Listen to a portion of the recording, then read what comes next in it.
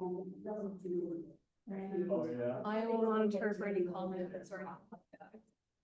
Recording in progress. It's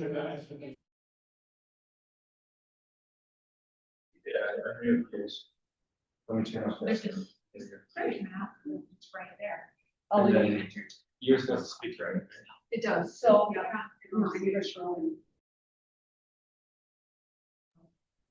My neighbor fell. And So this. this is what was I tested. Mhm. So.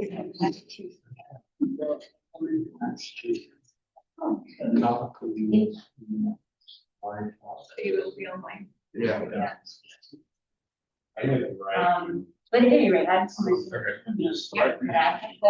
Right, definitely. So it's.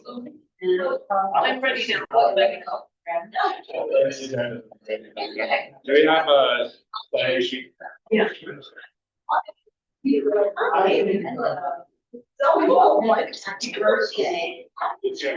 It's like a key.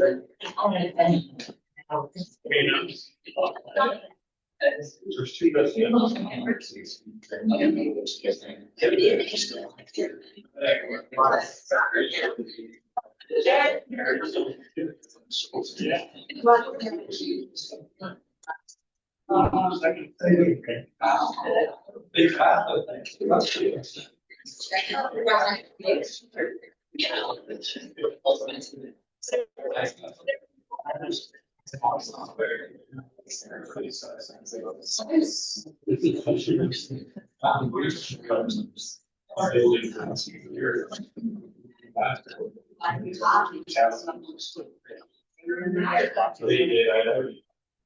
Alright, let's get it going. Hey, you guys, I wanna our building got approved for a local historic app, which is a big deal, and I wanna thank everyone in this room for all your support over the last, some people like almost 3 years. So I brought donuts. Please shouldn't eat all the donuts, just have one or two. Okay, so I'll put some over there and over there, okay?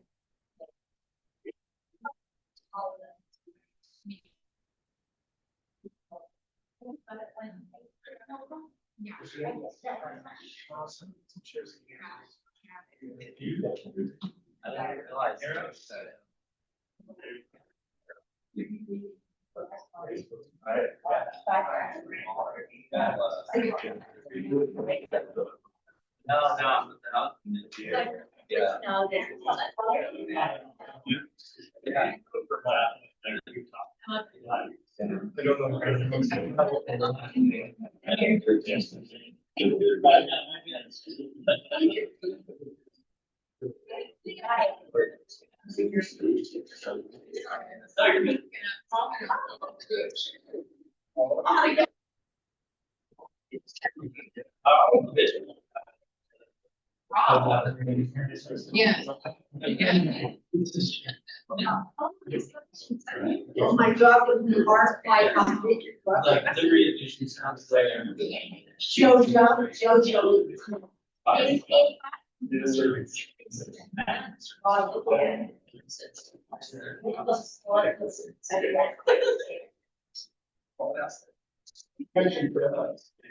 my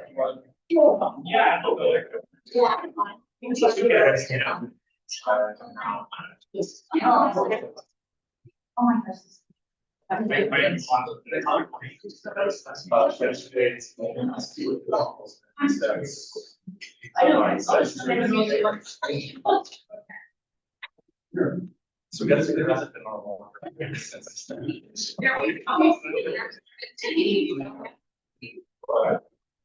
Anyway, I hope you make your progress. So that's. Oh, yeah, so. Yeah.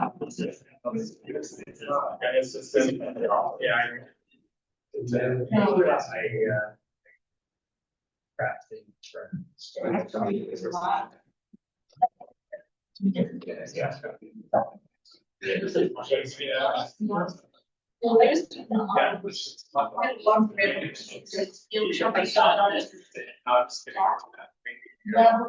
yeah.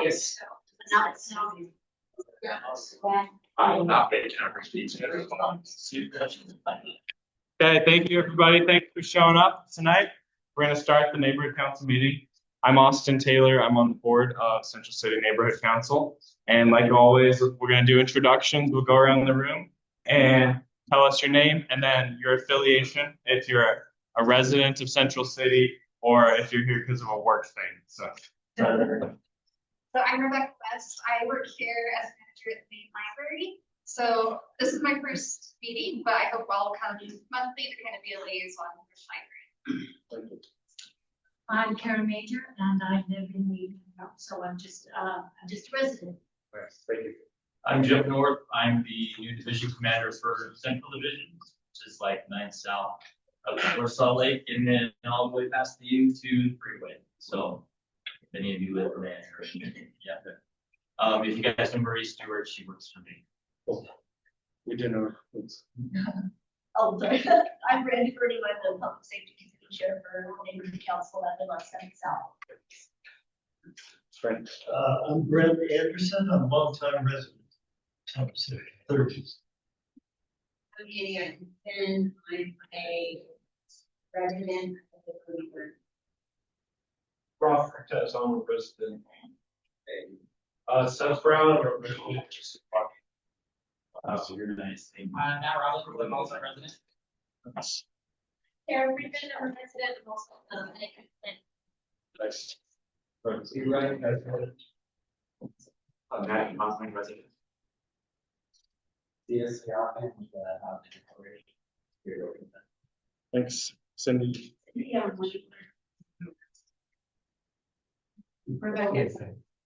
Rebecca Allen, I'm with the city's homeless team.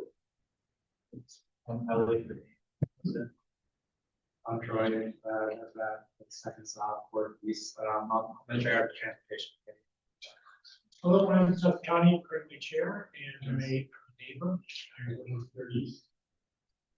I'm Jenny Starley. I'm the current vice chair and I live on Roberta Avenue and like 8 South. Thanks. Then let's go Leah and then Bona and Gary. I'm the direct consultant working with Salt Lake City on this. Today I'm going to talk to you about this block project. And I'm Mona, I'm a neighbor. I live on Green Street, between 7th and 8th South, 7th East. What she said. There you go. And then we have him from the mayor's office. We have the fire department. Okay, we're gonna let people in the way. Does anyone online want to introduce themselves? Steve, Beth, are you a resident? Are you here for work?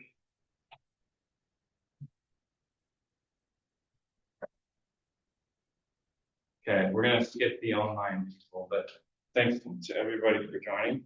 So the donuts that are getting passed around, that's from Annie. So like she said, if you guys came in late, Annie's condo building is now a local historic landmark.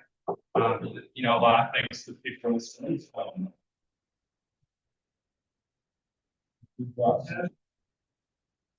There you go. Okay, we're gonna move on to city updates. And let's go Rebecca first, then we'll move over. We're in our last outdoor resource fair next Friday at the library, 9:30 to 1:30, co-hosted with Valley Behavioral. We're gonna have a lot of resources there. So in terms of outreach, Lolita Cares, 400 new winter coats that they're donating. We're gonna have haircuts, dental, denticure, courts are gonna be there, Rock Haven, lunch from Pastor Sean. And what I'm really excited about is Mobility Cares. They are a mobile eye exam, so they'll be able to do eye exams and then write prescriptions. And so please go and check it out. It'll be a great time. I won't be there, unfortunately. So yeah, check it out. Give me some honest reviews. So main library, what time? 9:30 to 1:30. Yeah, Valley's doing hygiene kits, 500 of them. They're string backpacks, so they'll have emergency blankets and Hand warmer, it's socks, it's of course toothpaste, so there'll be something to focus on there. Outside, outside. Where can people go online to find out more? Good question. Probably resource fair, something city. Yeah. And thanks, Rebecca. Tim, do you have updates for us from the mayor's office? So, I'm going before Commander North over here. And Marie Stewart. Thanks, Commander, for being here. Yeah. So I'm Tim Cosgrove from the Mayor's Office. We have a few items on the agenda. Veterans Day, November 11th. We're actually having an event November 10th on Monday. It's November 11th, it's a holiday. And people like to be with their families and do things on Tuesday. So November 10th, 10 a.m., City County Building in front of the flagpole. We have our finest Salt Lake City Fire Department Honor Guard, complemented with our finest Salt Lake City Police Department Honor Guard. They'll be raising the flags. We have an awesome singer performer, Madeline Choir, is coming to sing the national anthem. You won't want to miss that. If you've never heard them sing, it's absolutely beautiful. Complimenting on Rebecca's end, we also have the community corner, 702 West, 2nd South. That goes until November 19th. This is where persons experiencing homelessness have an opportunity to access resources. The Heart Team and City Council did a lot of work this year to fund what we call a refresh program. It's a portable hygiene station with showers, bathrooms, laundry service. So it's located there, 702 West, 200 South, so November 19th. Rebecca's been chairing that. Code Blue. You know what Code Blue is?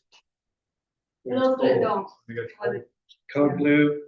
So from October 15th to April 30th, it refers to emergency nights within our city. So it's not predetermined, but as needed, when the temperature drops to 18 degrees or wind chill factor, because by state statute, we can only have homeless resource centers open if they're designated as homeless resource centers. We have movie nights that are opened up at our friends, First United Church, First United Methodist Church. Thank you. Second 201 South, 200 East. And our friends at Second and Second Coalition with Unsheltered Utah, they're doing a phenomenal job this year. They're very, very well organized. I'll pass out some flyers. They're looking for volunteers. If you've never volunteered before, it's really, really satisfactory because you're helping our most vulnerable population. Thanks, Justin. And they're coming in from out of the cold, we don't want them outside freezing. So the First United Methodist Church, out of the goodness of their heart, and the Episcopalian Church, St. Mark's, up on First South and First East, have set up family Code Blue station. So that's available on those evenings as well. And then we have the Catholic Community Services St. Vincent's Dining Hall that opens up their dining hall as an overflow shelter every evening. So if you want to volunteer on any of those, please sign up. The mayor announced last week, February 6th, is the Milano 2026 Winter Olympics. And here at our, Blake here, I should have him talk about it. Here at our Civic Center, there will be giant screens, food trucks, family programming, bands, performances, Olympic, Paralympics, guest speakers, a warming area.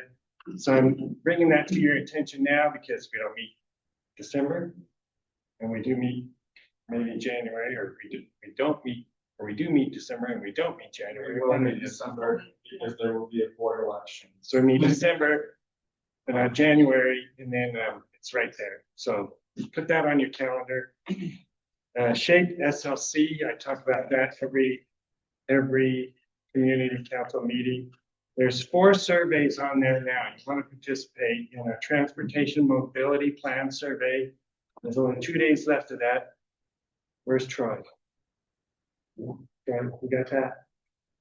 Transportation mobility plan survey. You're leading that charge. Park Ranger and Educational Safety Program Survey, Brandy, if that's something on the parks. 337 Pocket Park Survey, who knows about that? Yep. Austin, he's got that on the newsletter already. So that's Pocket Park, 337 South, 400 East. How fun is that? So weigh in, this is your opportunity. You're the leaders in the neighborhood. You're the leaders in the community. Let's make it a great place. And then last but not least, it's family-sized housing and amenities in Salt Lake City survey. And I know there's a lot of interest in that, especially with this community council and our friends, Salt Lake City Housing Authority, that's going to talk about the growth today. And then last thing is, we do I forgot to pass out the Veterans Day event. The mayor's office does a community outreach where we go out into the community, so you don't have to come up to City Hall. I'm not just sitting there behind the desk waiting for you to come to me. I come out to you. If you have locations in the neighborhood where you'd like me to meet, I set up a table up here in the library, one over at the rec center, one over at the Senior Citizen Community Center, at the coffee shop, People's Coffee Shop. But if you have a place that you're interested, you want me to come out, let me know. I'd be happy to be more accessible to you. Any questions? Go ahead and keep it short and sweet. Police, are you gonna give the update or should Mary Stewart? I'm sure, yeah, we're in, so let, All right. that's that sort of that. Okay, she's on. So, Hello, yeah, everyone. Can everyone hear me? yes. Okay. Hi, thanks for being here. I don't have my glasses on, so I can't see how many people are there specifically, but I really appreciate everyone that has attended the meetings and who's logged on to listen to the community reports so that we can try and help keep our community safer. So thanks to everyone for being here. Last month for our crime statistics, we actually had a really good month. For our violent crime, which includes criminal homicide, rape, robbery from businesses, and all other aggravated assault. For family and non-family, we're actually down overall 9.3% in October as compared to last October 2024. Burglary, so now we go to property crimes, burglary, larceny, and motor vehicle theft, we are down 12%. So a grand total for all crimes for Central City is 21% with violent and property crime. One thing I did want to talk about and bring to this group is an awareness for vehicle burglaries, which we have had an uptick around the complex in different places, and just a reminder to take everything out of your vehicle, especially firearms, but all property when you're going to the downtown area and especially when you're attending an event. Remember that most big venues don't allow bags. And so that's what we're kind of seeing is that you'll go to the Delta Center, you'll go to another venue, and they'll tell you can't bring a bag in. So they bring it back to their car. And then people are targeting those areas. So take everything out of your car. Another thing with theft that we see an uptick in the fall and winter are warming vehicle thefts. So there are people who drive around with 2 people in a vehicle to look for vehicles warming up that don't have people inside. They'll break a window or just check for the door unlocked and take the vehicle. I have seen, even if you have a push start with your key that's in your pocket. I've seen those vehicles drive away. They can't start them up again, but they can drive them away and do whatever with them, and you still don't have your vehicle. So just a reminder, if you are warming up your vehicle, and I know the point is to get it warm so you don't have to sit in a cold vehicle, but it is a target for people to steal your vehicle. So a reminder for that in the upcoming season. I know Brandy had asked about bike theft and seeing a possibility of a bike theft uptick. And I will look into those statistics, Brandy, and get those for you to see if there's any kind of pattern that I might be able to see.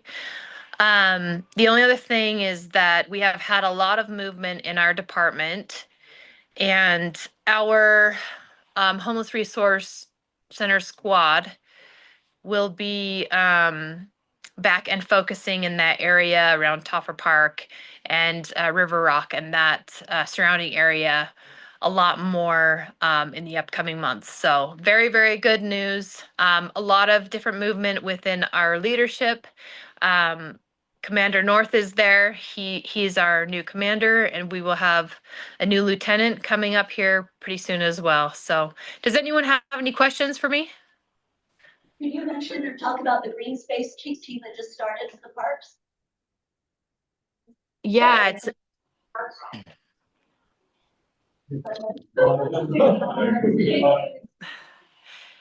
yeah, we have again a lot of movement throughout our police department, and one of those is new squads for green spaces. And North might be able to tell you, Commander North might be able to tell you a little bit more about that.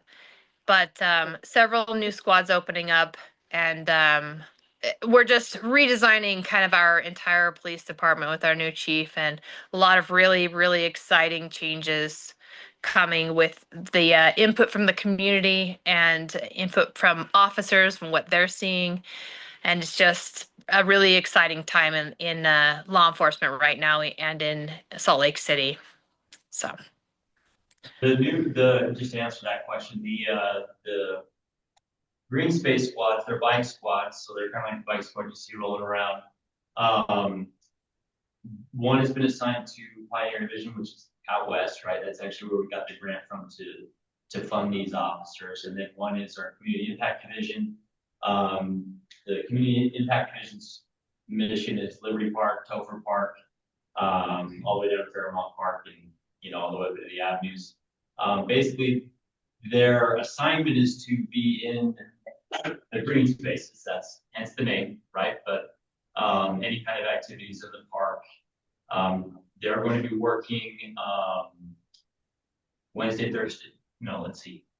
Thursday, Friday, Saturday, Sunday. One of their missions is the drum circle in the park. That's what we have working on Sunday.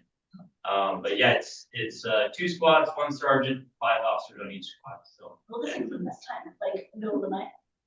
Yeah. So they're working in modified afternoon schedule, so it's 10, 12. Yeah. But yeah, they started on Sunday. This last Sunday, you should see them rolling around here pretty quick. They have to get obviously stood up and all their operation stuff, but should see them out and about here in a little bit. Thank you. Is that it, Secretary Stewart? That's it for me. Thank you, Commander North, for that update. And thank you, everyone, for being here. Okay, thank you.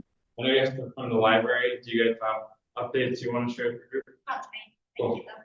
Thank you. Okay, so Fire left. I just want to plug in their newsletter and invite everyone, if you aren't already, registered, go to the Salt Lake City Fire Department.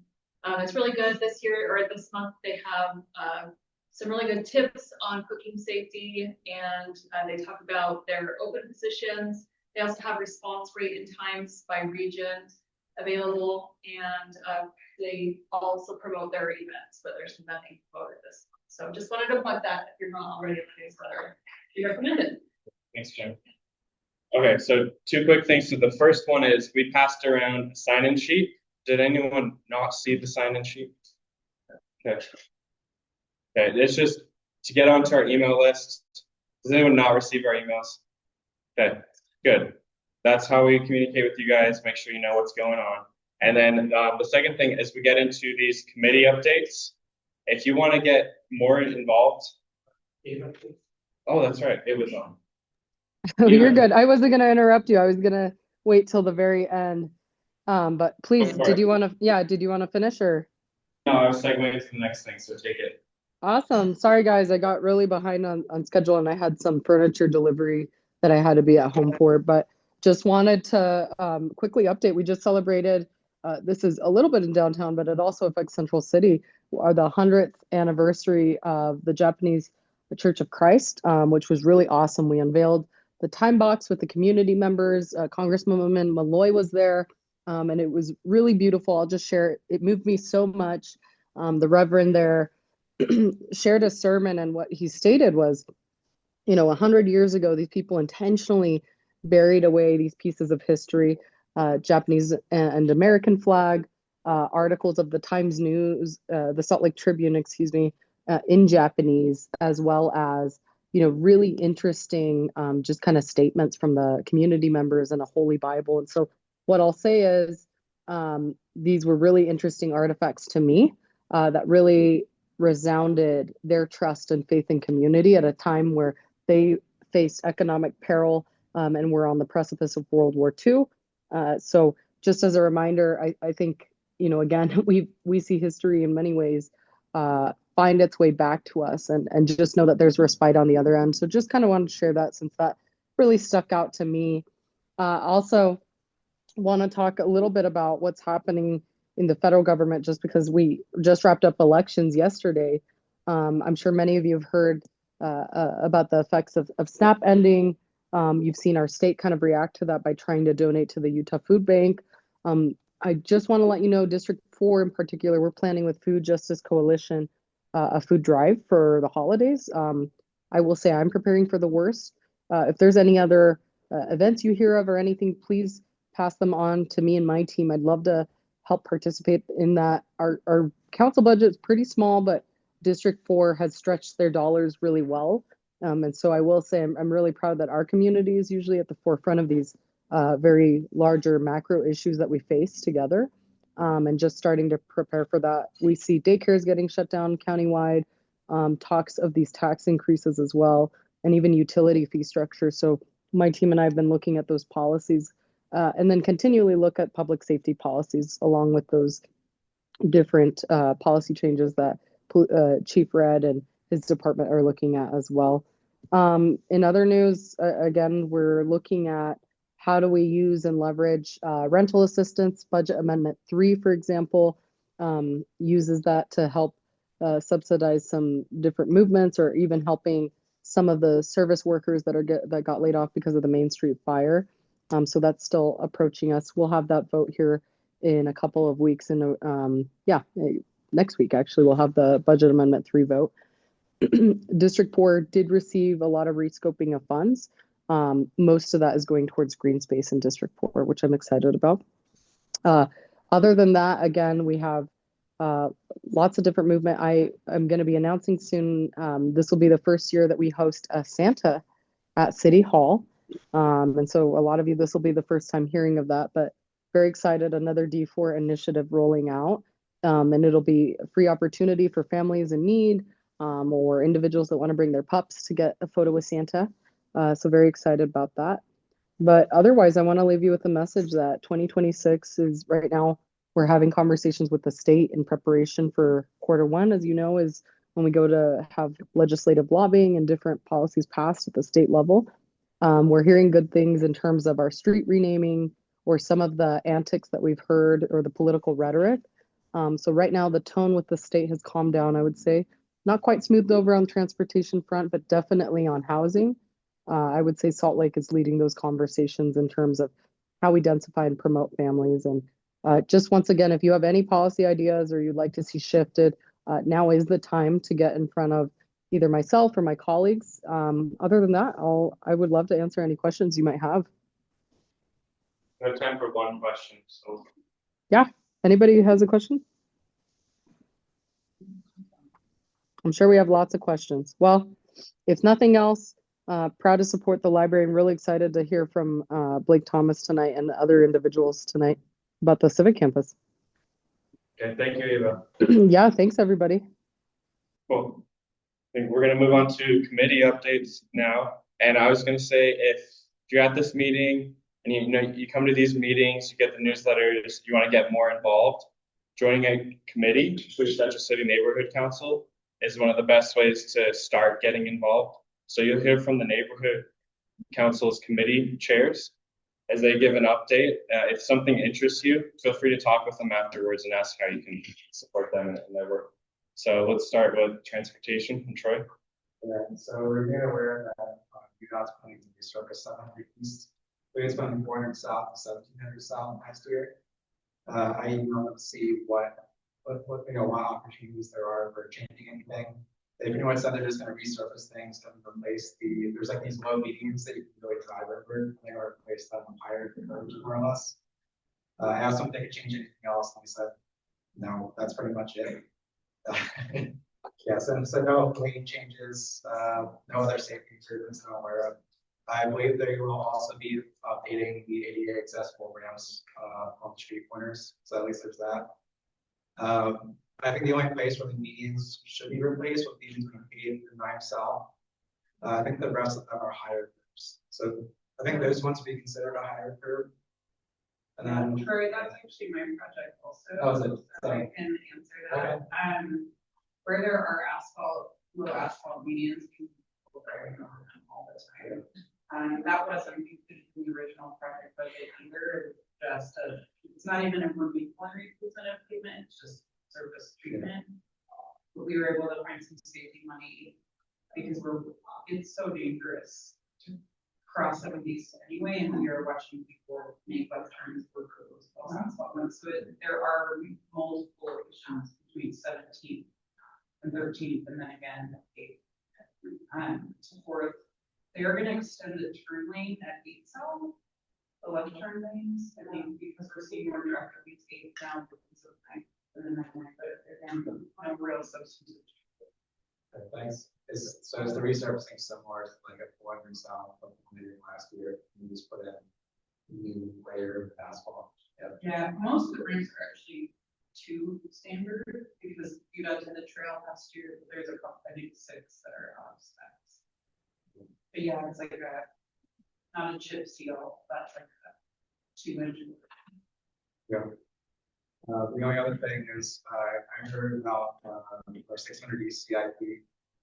Very well. Okay. So we applied for a capital improvement program projects that got awarded. There's usually take a couple of years. And I didn't hear that this CIP application would likely go through in a few years. That was their wording, was just a few years. And they said that they're also planning to redo some of the asphalt in certain areas. So I'm guessing that they're looking at the asphalt quality. So at the same time as that safety improvement project, they're planning to also add in new asphalt in certain places. But yeah, those are the only 2 updates I have.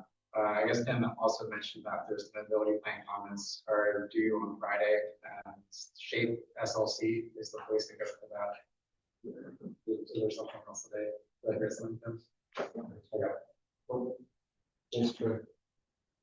So Brandy, for public safety updates. Sure, so Towner Park, will be reopening probably mid-November. Right now we're finishing working on tree pruning and sage work, irrigation, turf, and then the new installation of a water model filler. So that's good news. And let's see what else here. Let's see what else. So I would love any help when the park opens, walking or keeping an eye on it. So anyone that wants to help with that, please, take contact with me. And then when I asked about Richmond and Townsend Park and like the updated timeline on the redesign, it looks like it's looking for summer 2026 for Townsend, and for Richmond Park, fall 2026 for the major rehaul and the redesign. So those are the new projected times. And that's about it. Cool, thanks. Cindy, Are we getting any information from parks about the public sessions. So things just change, and they gave us a menu of things that might change, but we don't hear back about what's happening. Like for the whole park full redesign? Yeah, I mean, Yeah. there was a proposal to move the sign and top of park, which was a very bad idea to move to the corner, and I don't know what happened to that. There was a proposal to move the iron, what was the fountain, and I don't know what happened to that. As some of you have heard, I'm absolutely opposed to hospitals. And obviously that is happening because it's being installed. Yeah. So I just would like parks to let us know what they're going to do before they start construction. And I've been told that just because you need public input, Cindy doesn't, and that's the way it's going to be. Obviously I use a lot, so I know that already, but I don't know what's. Yeah, I think probably the gap in communication comes from Ronnie's leaving the Yeah. parks part and then the new project manager. Have you met with the new project manager? On phone, yeah. Okay. No. Yeah, it'd probably be good to do an in-person meeting with him at the park even. I just want to tell everybody. Yeah. what they're doing. The last time I talked to Dustin, he was hiring somebody to do the design. Yeah, I think when I saw an email with Brandy, I think he said he called it 40% design, so it's definitely not finalized. Yeah. We'll ask him to come back and get some more input here. And then they're keeping updated as they go along, as it proceeds every day. So I've been in touch with them, what I think, email us as things develop. Well, Cool. Well, thanks. I think that's all research. Land use, Travis. We're sending in a letter of opposition tomorrow to the city planner regarding the upzone request by the developer. The properties on 5th South, 4th East, based on the comments that were made in the meeting 2 months ago when the developer was there. We have a flyer campaign in place now, so any future developments will be able to distribute that within one block radius of the developer to get more people involved. I think that's it. Well, thanks. And for those who weren't here, it's a developer that built the Citizen complex right here. Owns 3 houses right here that are vacant. One of them's rented out. And the zoning right now allows 4 stories. They're asking for an upzone to 5 stories. And we basically said to deserve that, should have, family size housing, should have for sale housing, affordable housing, stuff like that. And so that's why we're saying we're opposed to the rezone unless you offer those kind of public benefits. So, thank you. So that's it for committees. So we have, can you read that? We have Civic block up first. So you got it. We were able to download I do have them. it was like 60 megs because our design team sent us so many good photos. Okay. And we are strict on time. And so if you hit that time, I will cut you off. Just I don't, but you can tell me to click. I will. Okay, I'm Leah Jaramillo. I'm a public engagement consultant. I'm on the team with GGN, which is the consultant hired by Salt Lake City, to work on the Civic block and Green Loop flagship block. So this is what I think a lot of people in Salt Lake think of when they think of Library Square, when they think of downtown. This is Arts Fest. You can go to the next slide. This was just a couple of weeks ago. Blake took this photo at which concert? Big Thief. It was a Twilight concert. So when we think about Library Square, and what I'll get into is the Civic block, this is kind of, I think, what a lot of people think. But if you go to the next slide, so shoot, that's out of order. Go back. Sorry. So it's really full, right? The space is really full when we have Arts Fest, when we have Pride, when we have Living Traditions. It's a full, vibrant, exciting place. physically and sort of within the landscape. And so if you go to the next slide, our amazing landscape architecture team, GGN, this was a sketch that they put together as they were just, I think maybe even in the proposal stage of pursuing the project, which was looking at the site and thinking about how Library Square can fit with Washington Square. And one of the things that they noticed was, although this is the heart of the city, Washington Square is really full, right? It's a formal park-like feel. It has sort of formal landscaping and paths and seats and lighting and all of the things that you might expect in sort of a civic downtown place. And Library Square, while it has this amazing architecture, is really empty. If we go to the next slide, I can kind of show you. So this is kind of what Library Square looks like in the middle of the day, right? You can keep going, there's a couple more. There's weird pieces and parts and spaces. Okay, go back. So the landscape is really broken up as we've tried to adapt the space to make it more useful for smaller events, for daytime programming, you know, not the huge big events that we think of. And by doing that, of course, this is during construction that's ongoing now, but some of the other pieces and parts have really broken up the space along with sort of the way that it was originally designed. And as you can see, or if you've ever walked on it, you can see all the bricks are starting to move. We're seeing a lot of degradation in the site.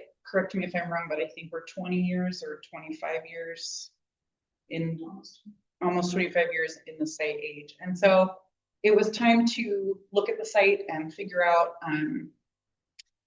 should we repair these? Should we do something different with the site? How can we make this the heart of Central City, the heart of downtown, connect this grand city building that we have and this beautiful park with this grand city building that we have and this sort of hot, empty open space that it sort of exists as, right?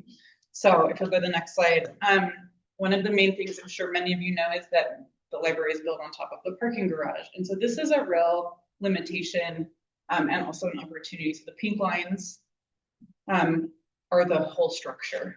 So a lot of the plaza is sitting on top of the parking garage, which is incidentally why a lot of the pavers are moving.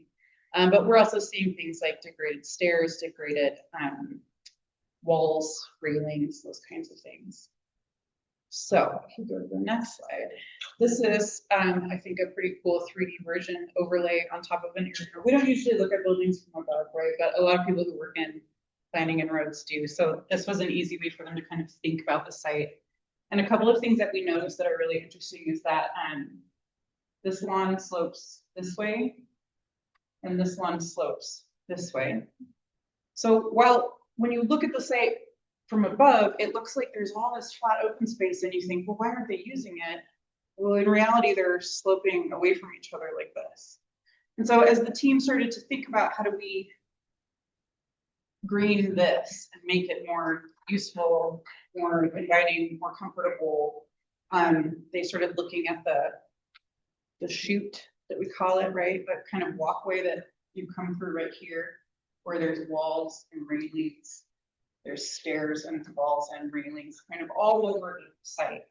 So they started to think about it and they looked into it, and what we found is that the shops are here underneath this slope, but there is no other reason for the slope to exist. So there's no functional structural reason that this can't be removed and flattened. So as they started kind of thinking through those things and thinking about how we might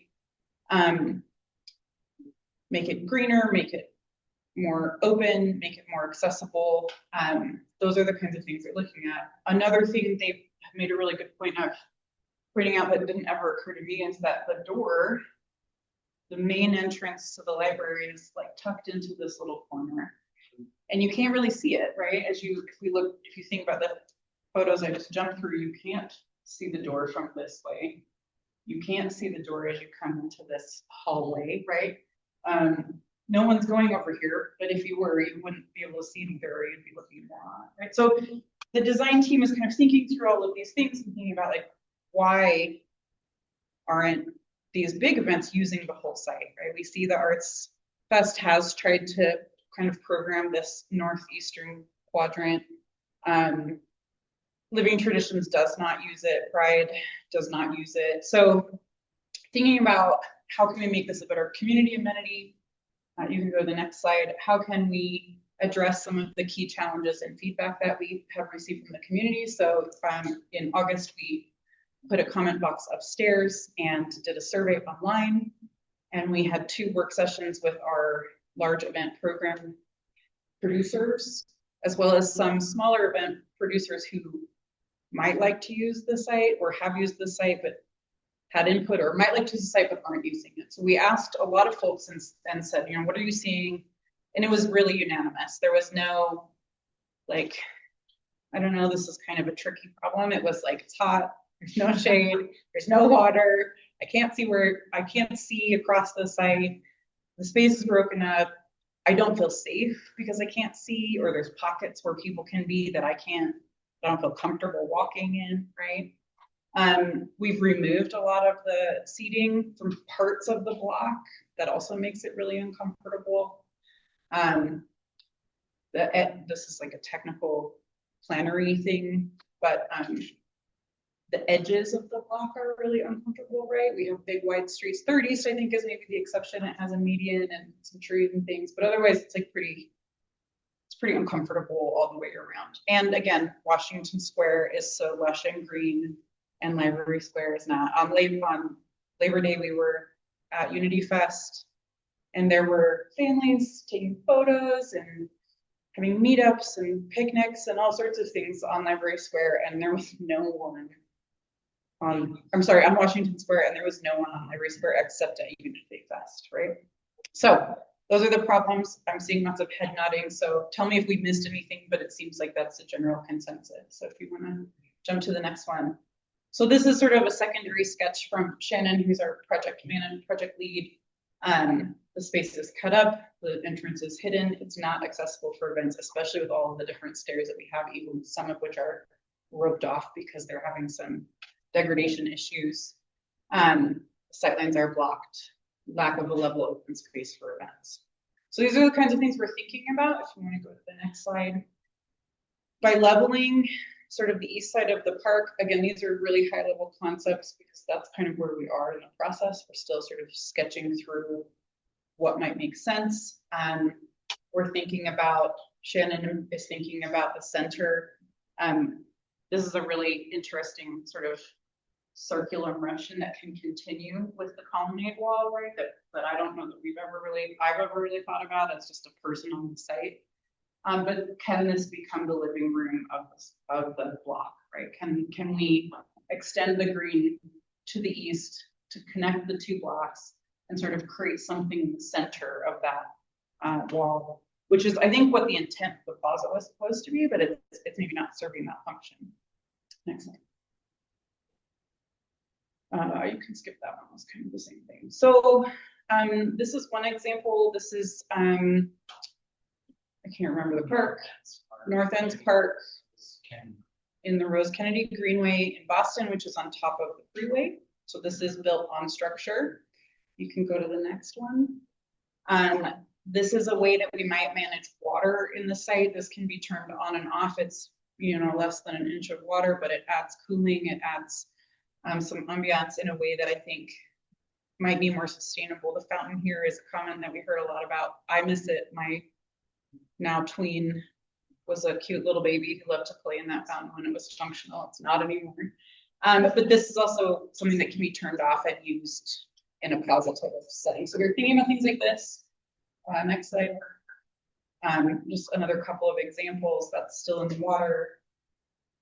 This is a park in Japan that GGN designed, and this is sort of an idea that sort of mimics that living room idea, right? Creating a central space that people can sort of circle around that creates more of a holistic idea. And this is also, I believe, on a structure, a parking garage structure. So some ideas that we're thinking about, I think. Could I say one thing about the Japan part? I think that's a really interesting image because it's similar square footage and scale to Library Square, the portion that we're looking to beautify. And I think because of that design and how it's so broken on great once, that was a lot bigger. to me. Much bigger, right? Function. So just wanted to share that with her. That's actually a really smaller scale. Thank you. What we're That's another shot of the same area. This is Blurry Gardens in Chicago. in Chicago, and this is Library rooftop. also a similar scale to the Central Plaza area. So, lots of ways to sort of soften that space and make it cool down. We are looking at both turf and natural plantings here. The turf is for large events and gathering and those kinds of things. We also saw lots of folks walking across the plaza to go run their dogs at Washington Square, and Salt Lake has more dogs than kids. Siri has more dogs than kids. So we know that downtown park space is a prime real estate, and that is a need that people have. So continuing some sod, some native plantings. How much time do I have left?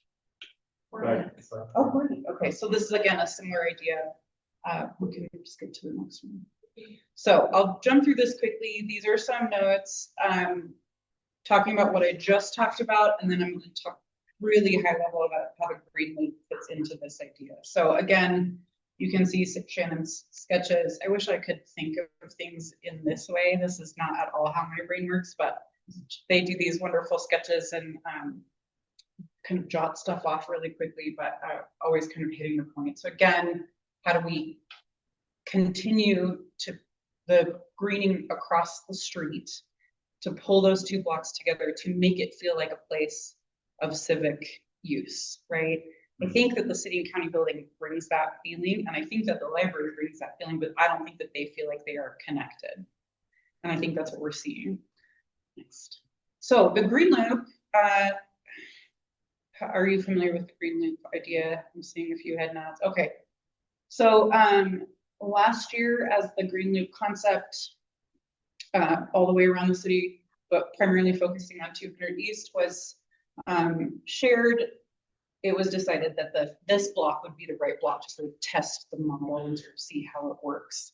And I think that works really well with this idea of connecting what could be two green spaces together. So these again are really preliminary ideas, but thinking about more along the lines of sort of a European boulevard idea.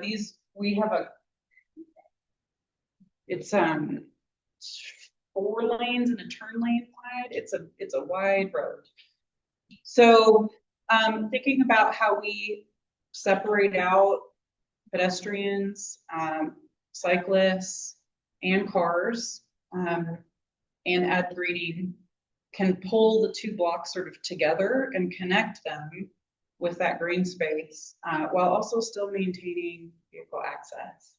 We do have a fair amount of traffic that comes through on 2nd East, particularly in the AM and PM peaks. So we know we have commuters who are coming in and then going back out on 5th and 6th South. So looking at how we might address those things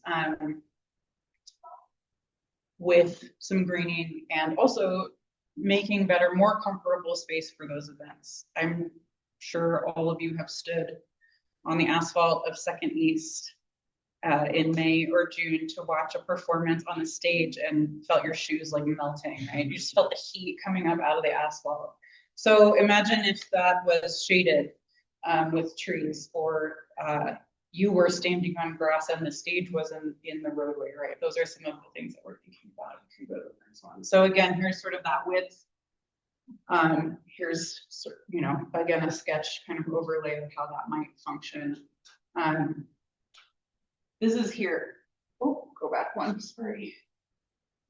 There's a ton of utilities in the road, and we are lucky in that some of them kind of fall in places where we could, you know, put them under concrete or keep them under the roadway. Obviously, we don't like to put trees on top of water or sewer lines.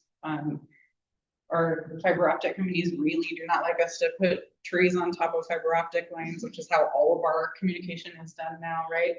So again, super early sketches and dimensions there.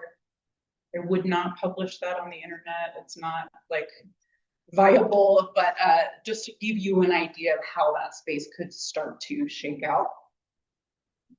Next slide. This is an example of a little bit of a different concept. So this is a shared road where it's open to traffic sometimes and open to pedestrians others, but again, sort of dealing with the same kind of idea. So this is not, we're not going to, it's unlikely that we would go to full traffic closure in this scenario, but it's kind of a similar image for you. Looks like 1 minute. And I think I have one more slide. Questions? Haha. Go ahead. As you're brainstorming, you might want to look at the original proposal for the block. Yes. Which included, you looked at that? We did, yeah. There are about 6 or 7 plans that mention the block in some way, including, I think, Yep. And the housing got jerked out last minute, the housing on the southeast corner, which really would have changed everything in terms of the activity on the block. So, and then the pavers that are there now are not the original pavers, they're the second generation pavers. This was a disaster since the first pavers were shipped from a quarry in. Oh my goodness. Yes, just a total. Good to know. Non-sustainable. So the Memorial for Life is on the southeast corner, and we are going to meet with them in 2 weeks. Are any of the concepts and ideas that we're thinking about, do not touch it, but we want to make sure that whatever goes adjacent to it sort of works with the functionality and the sort of dignity of that place as well. We're gonna do one more question, and then I assume you want to put on survey. There's no survey online, but if you go to the website, you can sign up to follow the project, and we'll shoot you an email if there's other opportunities to contact us or when there's opportunities. And will you be staying after till like 7:30 if people can? Yeah, I can do that. Okay, Brandon, last This question. is a spontaneous question asked to public safety and but do you consult or incorporate public safety? 100%. Design that, high provision, environmental design type stuff? Absolutely. So we had some workshops here 2 weeks ago or 3 weeks ago that included fire and public safety, and there were and maintenance and Get that. And they did share some different thoughts and ideas as well. So everyone agrees that more open sight lines and lighting to make it clearer and more obvious than it is now, less broken up, is really important.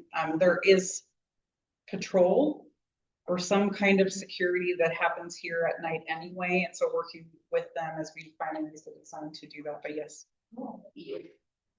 Thank you.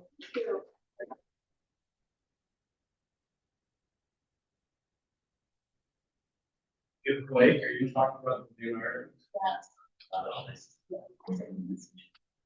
Okay, we've got Blake Thomas. He's with the mayor's office. So he's the city's like downtown special projects / real estate project guy. So Hi, thank you for having me. I want to win friends and influence people, so I will go ahead of schedule. I only need a couple minutes. Since Leah gave such a great update on the Civic Center project again. Whether it's her, myself, would love your feedback on what we're thinking or history or ideas, just any gaps we might have. We have the Shape SLC page as well where we can get feedback on specific projects. So thanks for that.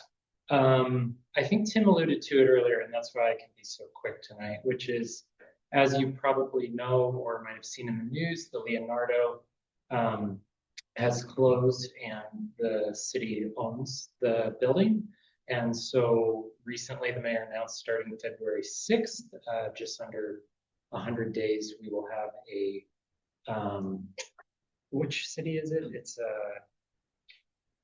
Cortino, Milano Cortino 2026 Winter Games. So we will have a pop-up activation outside Leonardo. It'll be some of the green loop concepts, but also just the winter game activation there. So I don't know if any of you are familiar 2023 with the Greenland pop-up that happened in front of the Metro condos, just a block north of that. But think kind of a similar setup where there's large TVs with live streaming the Olympic and Paralympic Games. It'll be 5 weeks, so it'll run through both of those games. We'll have concerts and watch parties. Very important to me, we'll have heat. There'll be heaters and fire pits and things like that. There'll be on-site medical and security. So we hope that it's a good gathering space to get really excited about the Winter Olympics. So that is coming up, announcement number 1. Announcement number 2 is the Downtown Alliance through Urban Food Connections hosts the Farmers Market, and the Winter Farmers Market this year will be in the Leonardo. So the first Saturday will be November 15th, and that will run through mid-April. I think it is April 15th as well, but whatever the Saturday is. So every Saturday, morning and afternoons, starting November 15th, that's the first week, there will be the Winter Farmers Market there. So please come out and support the space. And then it's really going to be rocking when it's a Winter Market Day and Olympic game activities. So we really hope with the vacancy in the building that we can keep it active throughout the winter and also garner momentum for the broader Civic Central project. Thing number 3, in terms of long-term use, the city has a lot of space needs for its personnel. Without being definitive, I would imagine that could be a portion of the future use. And then the other thing that I will say is a variety of nonprofit art organizations have reached out, and we've garnered so much interest in the space that I would expect end of this year or early next year, ultimately being a competitive process, probably an RFP that goes out to select kind of a longer term tenant that takes over that space with the goal of continuing the STEM centric type program and mission. So those are my updates. Thank you.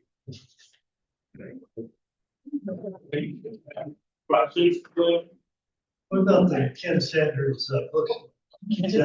Good question. He's there, he'll be there. So yeah, I hope that the Winter Market and that the Winter Olympic activation gets more warm bodies there that go buy rare books. So yes, good question. I forgot to address that. It was the same last year. Yeah, I think we have. Yes. And I want to see the city facilitate people going to Ken Sanders, not that he gets lost in all the activities, but that the city directs people there. Yeah. Perhaps we would come up with some memorabilia from our I know, yeah. stuff, but he could just get ground out for all of the energy capital. Yeah, so as I understand it, the Downtown Alliance met with him a week or so ago and are going to, the intention was to co-brand everything so that all Winter Farmers Market was also Ken Sanders rare books. As a way to, not to your point, carry that. Sorry, I thought I was just like, skipping right out of here. So my question is, I know the Leonardo cited either elevator or escalator repairs is one of the reasons why they're leaving. Does the city have a plan to repair those things to keep the building going? Yeah, so the Winter Market will be just a special event that is once a week, and we'll have the elevator and kind of the non-functioning parts of the building restricted and roped off or guarded. So before there's any future use, that will need to be fixed. So in order to occupy the building. So as I understand it, there is an intention. It's not directly in my portfolio, but escalator, elevator, all of those have fixed. I also think there's some track work to be done too. Thanks. Any other questions? Good to see you. Thank you.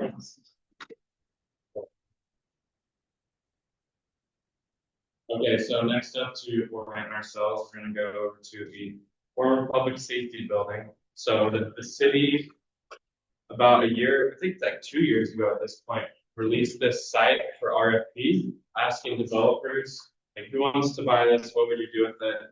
The Housing Authority of Salt Lake City was chosen to be the developer to renovate the building, build around it. And so they're here to talk to us about the project and any updates they have.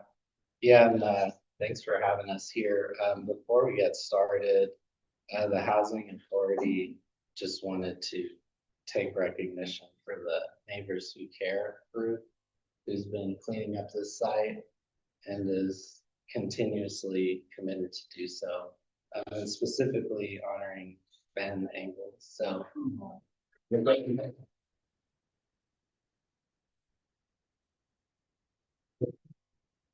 Yeah. Yeah. I can. So, yeah, sounds good. Thank you.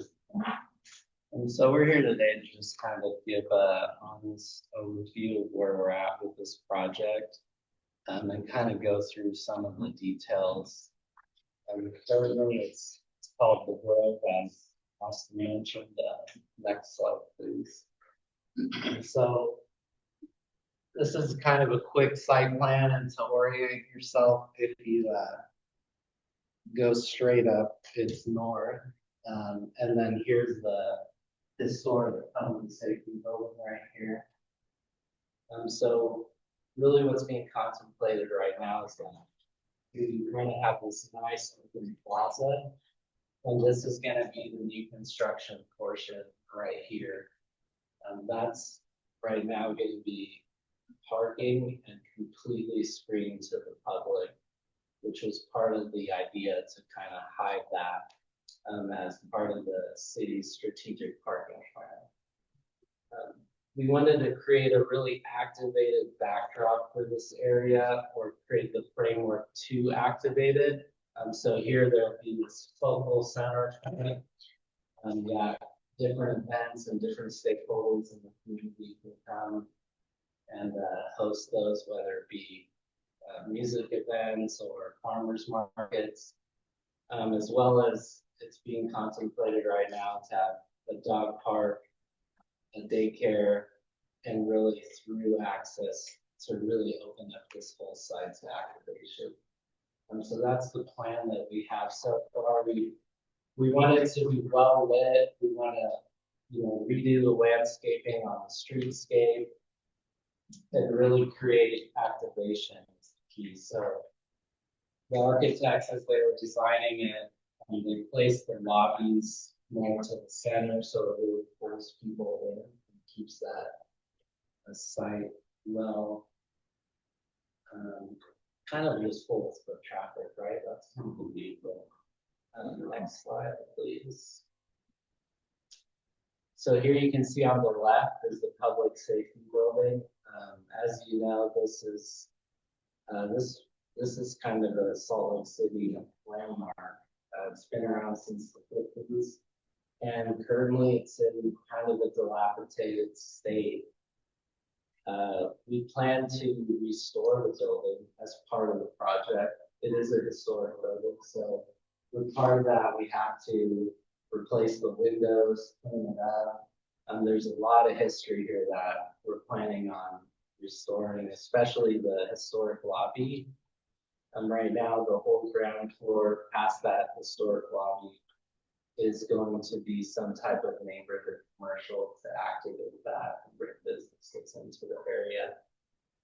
You can see here, this will be on the right, the new construction over there. Right now, that's 4 stories over 1 level of parking. And we're really looking to incorporate a lot of public art into this project. There's an active RFP happening right now to look at getting local artists to do these murals on the site. One of the strategies here was to create a scale that really broke up the block. So as you can see here, it's going to look like a lot of smaller buildings, a little bit more human scale. And we think that that's really important in order to kind of bring that activity and make it have this more neighborhood feel than just having something really tall that you use that pedestrian scale. And here you can see the rendering is You know, we have the bus route right here and the bike lanes, and the plan was really to enhance those and make it central. Next slide.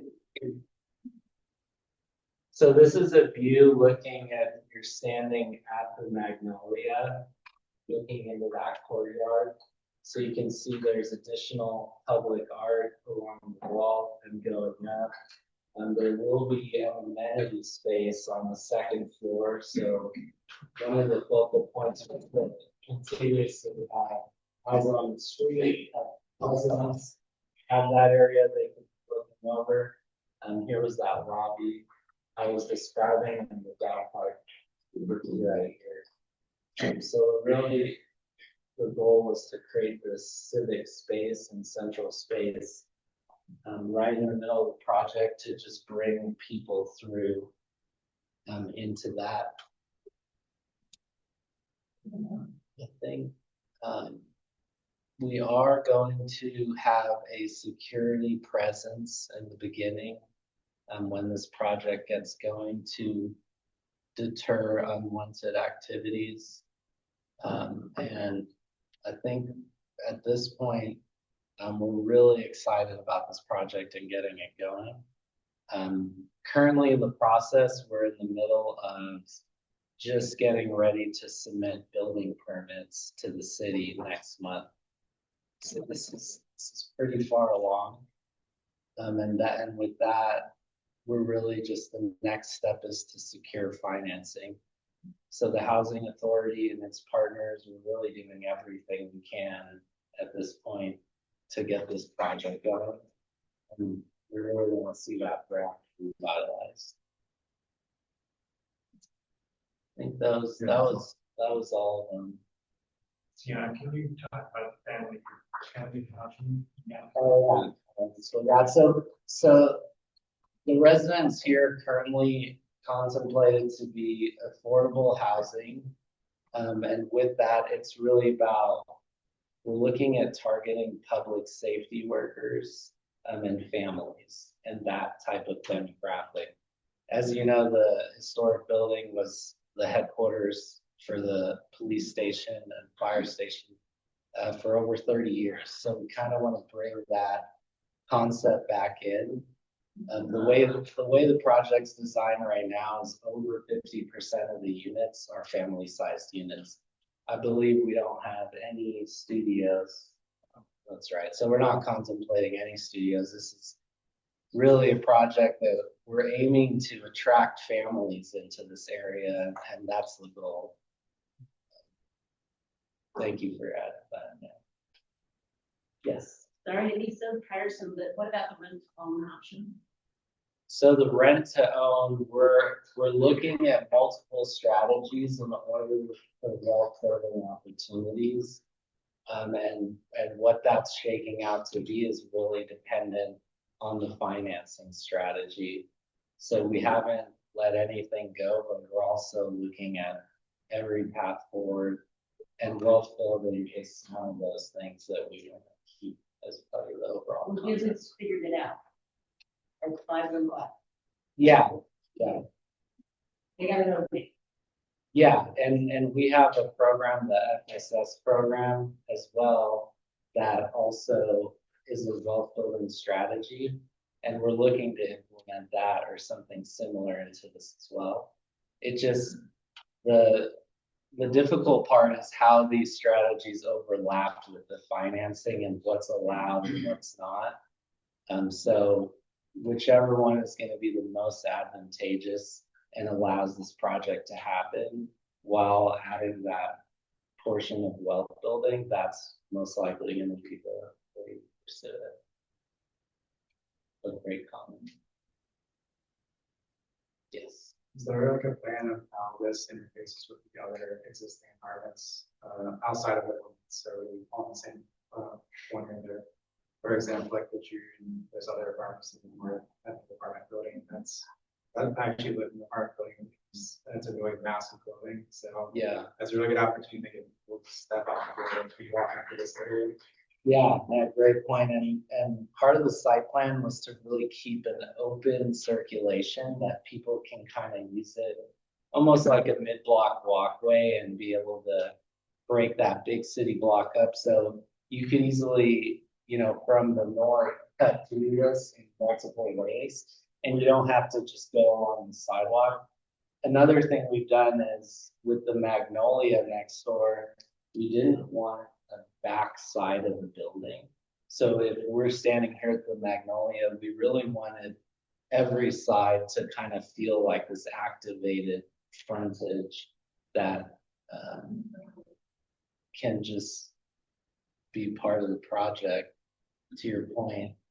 So we really tried to integrate the neighborhood in that way. Yeah, I used the exit that would butt up against that parking garage. And is that gonna be like a narrow corridor of like 8 foot of asphalt and then the parking garage, Twilight Lounge? On the east side? Yeah. Yeah, on the east side, that's all gonna be parking, so that won't really be accessible. If you go back to the site plan, you can see there that'll be the side there that isn't really accessible. That's for fire access only. But from the top, you'll be able to come through and split the block in multiple ways. That's the second primary exit of that massive apartment building is right there, behind Twilight Lounge there. Yeah.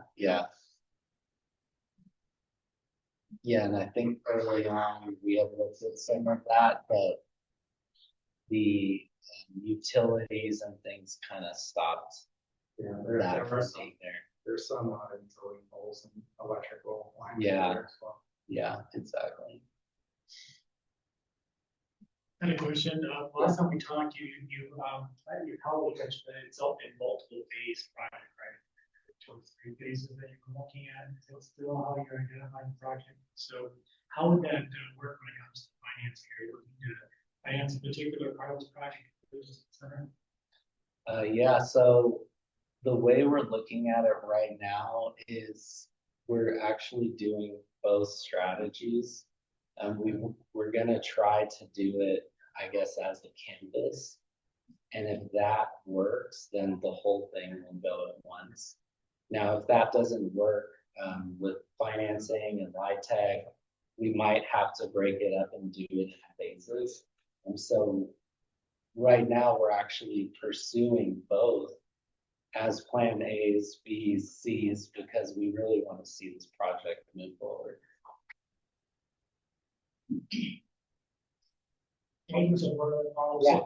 So if you get the financing, what is your timeline like right now just for activating the site and then you're starting to go?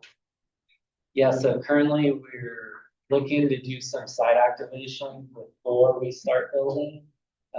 But we have a package complete and ready to go. We just need site control of the property in order to do that. So we're working on that, and we're thinking it might come around February or March where we take control of the site and then can start to beautify it, take some fencing down, fix the facade, and really start that activation.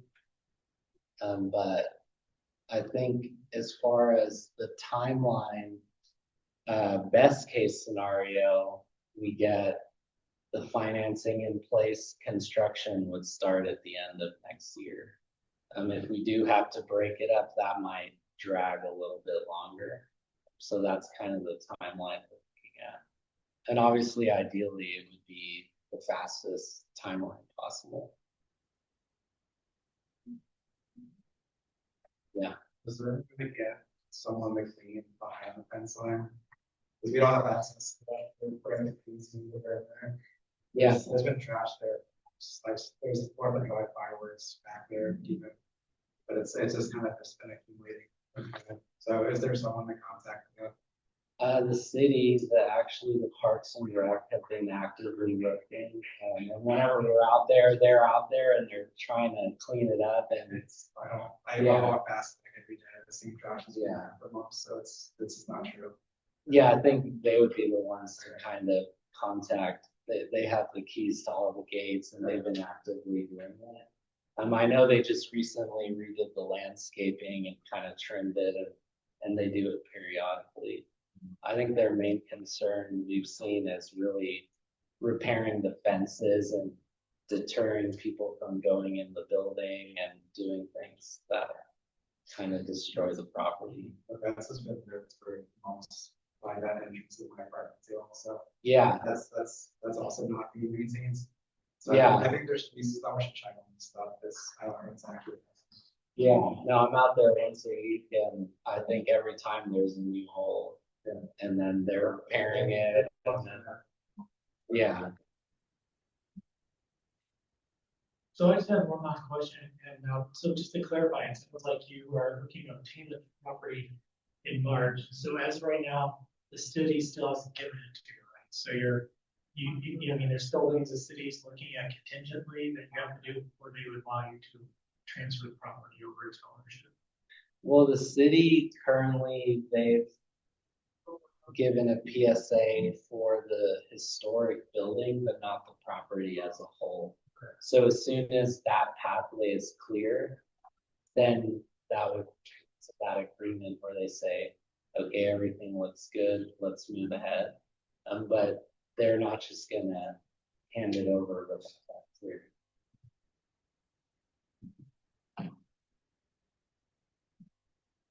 This has been going on since Chapter administration. It's totally unacceptable, given the pressure the city has been under as a neighborhood for this to be going this way. This building went on the National Register. Ralph Becker was out in front. In the Becker administration. Yeah. I don't remember whether it's Becker 1 or Becker 2. It was a long time ago. And Clayton Scribner did the publicity. That's how long ago it was. So it's time to move, and I have been arguing about the security of this site since January of 2022. Mm-hmm. When I found people camped out on the front, and when I called the city, they said, oh, it's been a little while since they got inside. That's just unacceptable. Get an alarm system. Have somebody check on it every day. It's not the parks problem to do this. It's not a parks problem. Yeah, no, this is. It's not parks. We completely agree. This is a tough nut to crack, and we are really optimistic that if the financing is in place, it's gonna go. Well, just so you know, I'm not optimistic the building's going to survive that financing. Yeah. Because of the risk it's continually exposed. Yeah. So given the tolerance, the lack of tolerance that the city put me under for inspection, and the amount of time I have to fix something, we're talking days. You need to get on. Becker 1 or Becker 2, I'll figure it out. Yeah, do you have any last questions for these guys? No. Okay, thank you.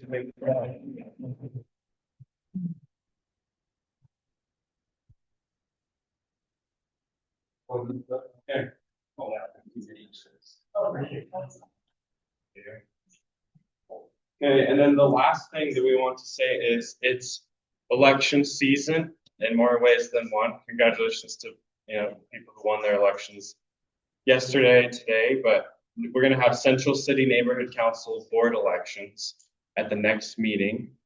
And we'd encourage anyone who wants to get more deeply involved in the neighborhood council to run. The requirements are that you have to have come to 2 neighborhood council meetings in this past year.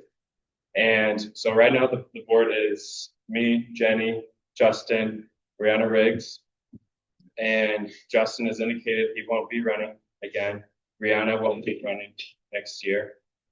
Jenny and I are interested in staying on, and I'm sure there are a number of you that are also interested in running.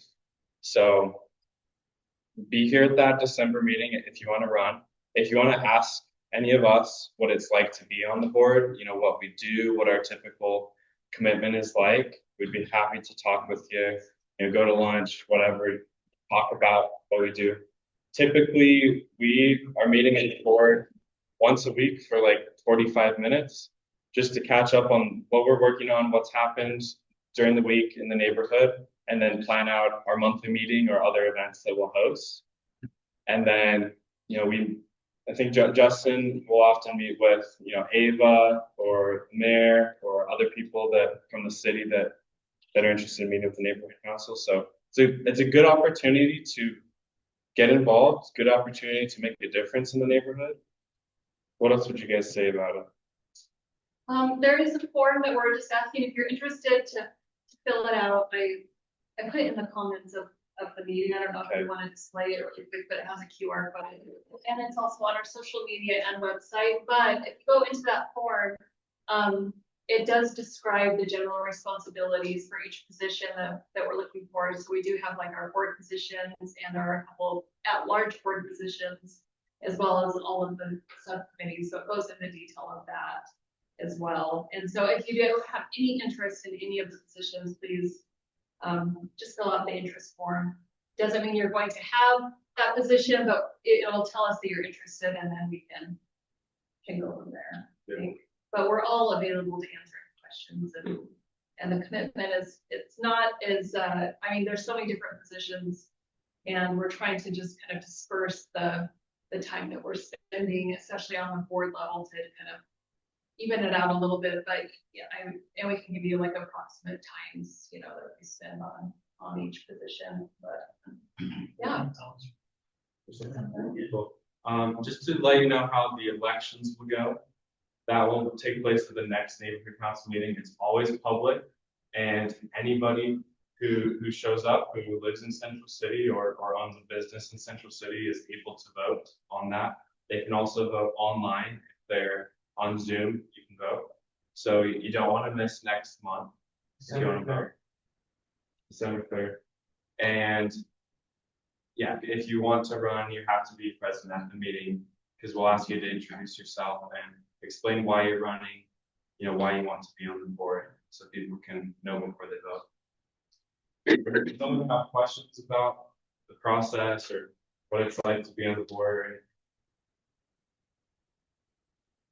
Okay. And I will say, like, outside of the board, there's also so many smaller volunteer roles. We're looking for people to help with social media and with business outreach, and even just helping with special events. There's all sorts of volunteer positions. So just go to the forum and fill out your interest, and be great. Okay, thank you, everybody. So that's it. Great. Mm-hmm.